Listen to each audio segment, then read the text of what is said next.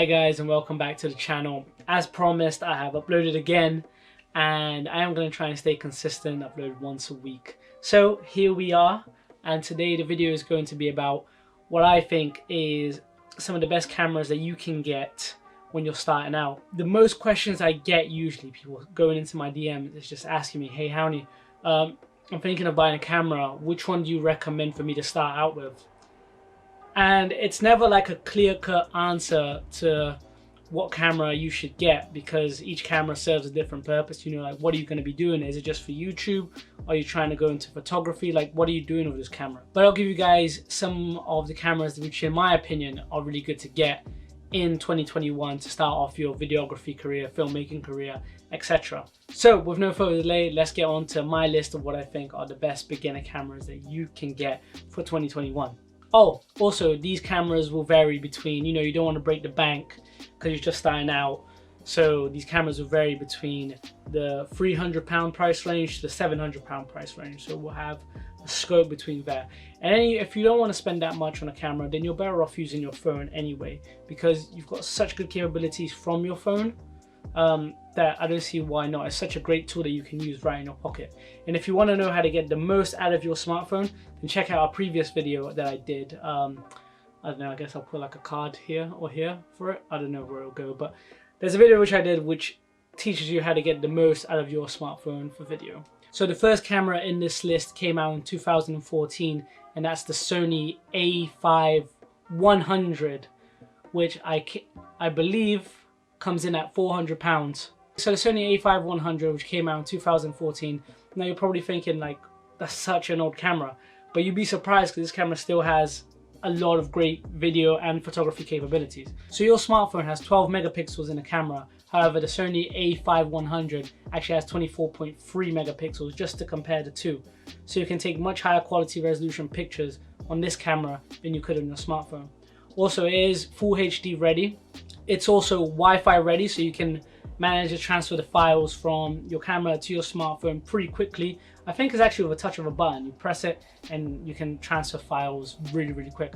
It's also got a tilt screen display on the back, so that you don't have to look for the viewfinder every time. You know, you can tilt it up and you can tilt it down, so you can kind of like look at the monitor on top of the camera when you're videoing yourself like this.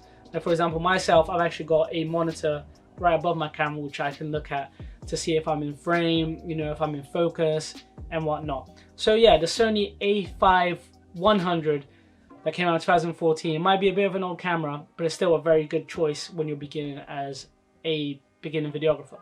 So the next camera on the list is actually one that came out in the same year by the same manufacturer, and it's pretty much the same exact camera, which is the Sony A600.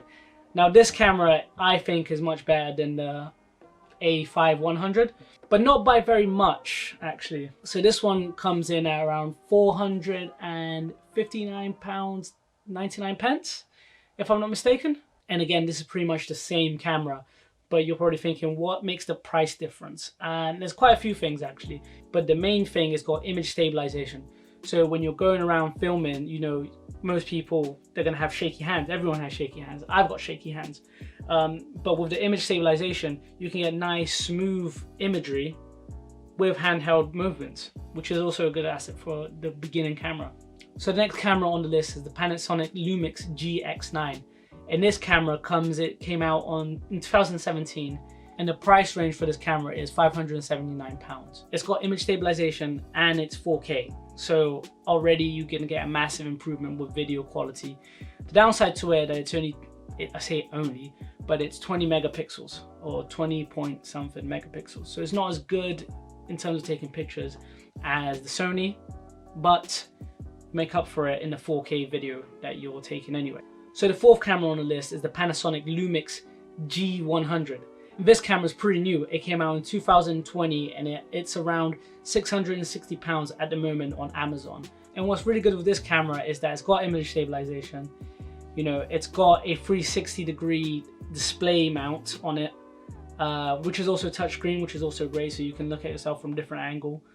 So instead of the Sony, which only goes up and down and tilts, The Panasonic one actually goes to the side and rotates all 360 degrees, so you can see it from whatever angle you are, which is great. Another good thing about this camera is that when you're recording sound, you've got a few different audio modes for it. So you can have a tracking sound where the camera identifies where the sound is coming from and it only picks up sound from that specific area. It's a great vlogging camera which can come in really handy. As I found out through my journey of filmmaking, is you can forgive bad quality of recording video, but you can't forgive bad quality of audio. So you can forgive the sight but not the sound when you're doing video. So that's something to take into consideration. So like the other Panasonic camera, this one only has 20.3 megapixels. So when it comes to taking pictures, again, the Sony is better. However, for this, you get really quick access to slow motion videos. So you can take something, you know, as normal pacing at 24 frames, and then with one hit of a button, you can go up to 50 frames a second and record everything in slow motion before coming back into your normal 24 frames per second. Did I mention this also has 4K and image stabilization? To give you an idea, I bought my very first camera, which was a Canon 700D. That was around £600 at the time. I think I bought it in 2012. And that's only, you know, I think it was 18 megapixels and it only shot at full HD, if that.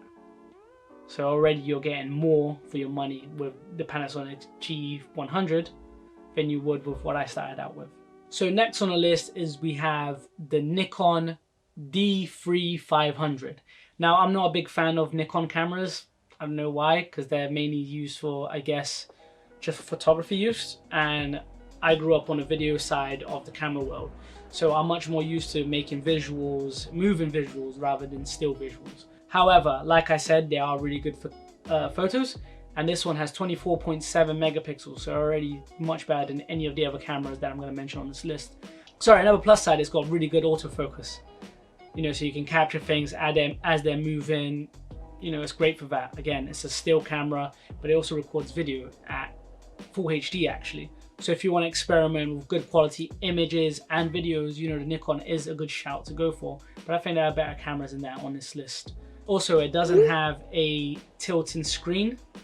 So it's fixed at one spot, so when you're doing videos like this, you can't really see yourself, which is a shame. You can get external monitors, but you know, when you have a LCD screen that you can look at, it's always good to make use of them, which is why I prefer the 360 degree screen tilting and display that is given with the Panasonics and the Canons and the Sonys. And also, being a still camera, this has no image stabilization, and most of their lenses, I think, don't have any image stabilization either, which is a massive downside for me. Oh yeah, and this camera did come out in 2018. It has a price tag of £429. If you want to check on Amazon, the link's down in the description. Next, we've got the Canon EOS 250D. So this one came out in 2019. It has a price tag of £599. So there's a little bit more on the steep end of that price range that I was talking about. But it does have image stabilization. It's got good autofocus. It's good shooting at low light. It's got a 24.1 megapixel camera, a 360 degrees rotating display screen.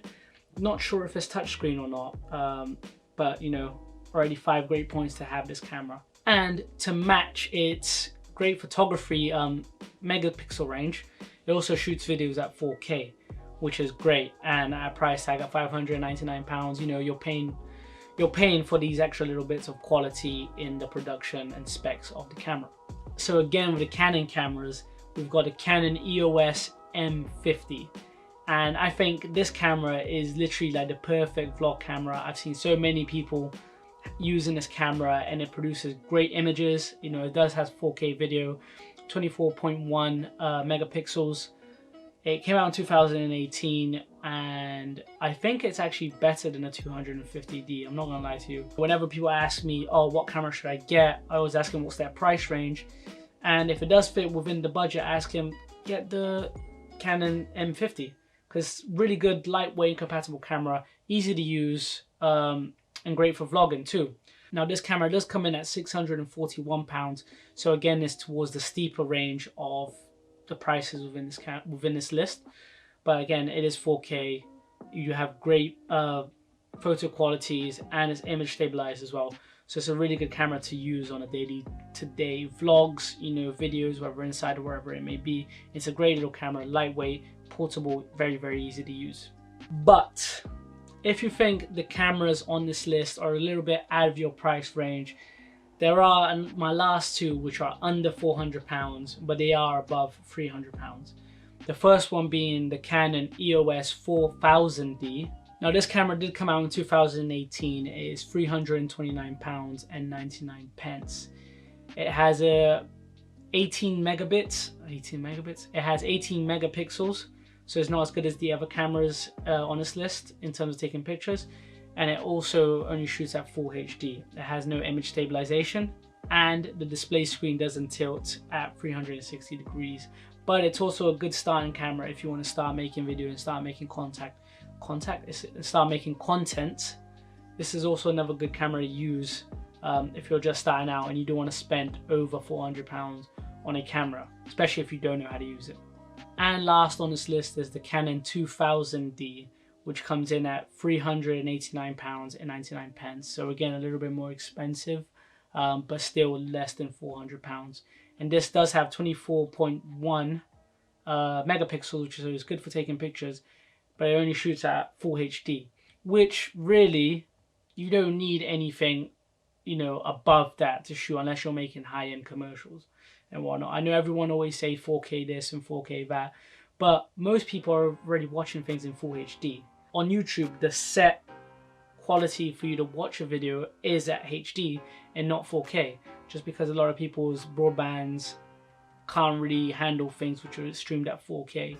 Even Netflix, if you go into your Netflix, the videos you're watching, they're not 4K videos, they are HD videos. You can put in the option to watch them at 4K, but you are given HD videos to watch.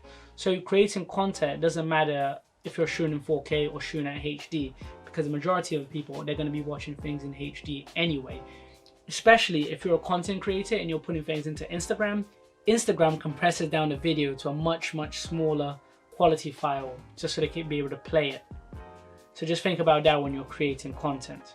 So that was my list of what I think is some of the best beginner cameras that you yourself can use when you're just starting out into this videography or content creating side of the creative world or social media platform. But remember, you know, these are just beginner cameras and they are a great way for you to start and learn how to use the camera. If you feel like you don't want to spend that much money on a camera just yet and you don't want to commit to it, again, you can always just use your smartphone. It's a great tool that you have in your pocket. And I have made a video again, selfish plug, I know, shameless plug even. So go watch that and you can get the best out of your smartphone with the best qualities. So you'd be really surprised over how much these things can do. But like again, I said, your phone only has a 12 megapixel camera, whereas these cameras have 18, 20, 24 megapixels. So you can get much better quality photos out of these cameras than you could with your smartphone. But then again, you have to understand that your smartphone is really helping you out take these pictures. So it's adjusting the exposure, it's adjusting the ISO, it's adjusting the shutter speed, which is why you can take such magnificent photos on your phone, because the computers are really helping themselves out. But once you understand your camera and you understand how these specs work and these different buttons and knobs that you push, if you understand how they work and what they do to improve an image, you can take much better pictures and videos with the camera than you could ever do with a smartphone. But yeah, thank you guys for listening. I hope this has helped you to get an idea of, you know, what camera you want to buy next, or what camera you want to buy to start out with, you know, to create your content. I hope this has helped. I'm sorry if I'm a little bit all over the place, but if you have any questions, any comments, then please let me know. If there's anything else I can help out with, and please just hit me a DM on Instagram or message me in the comments, whatever, it's up to you. But thanks guys, appreciate you watching the video. Like, share, subscribe if you want to, if you've liked the content that I'm putting out. And if not, I'll see you in the next video. Take care.